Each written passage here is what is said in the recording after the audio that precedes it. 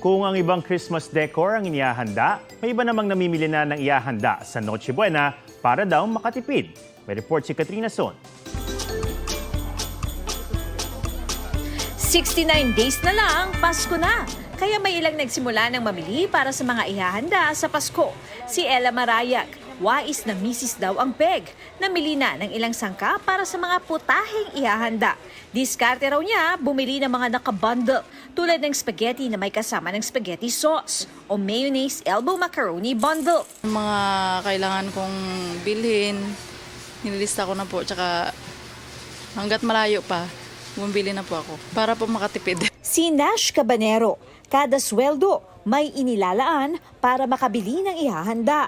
Maaga po kailangan bumili para po makamura po sa mga bilihin po. Kung may ilan tayong kababayan na ngayon pa lamang ay namimili na ng kanilang mga ihahanda para sa Pasko at Bagong Taon, meron namang iba na pass na raw muna. Mag-iipon na raw muna sila para mas marami silang mabili pagsapit ng Pasko at Bagong Taon. Pinag-iipunan naman po kasi expected naman yun na pagdating ng Christmas season talagang tumataas yung gastusin.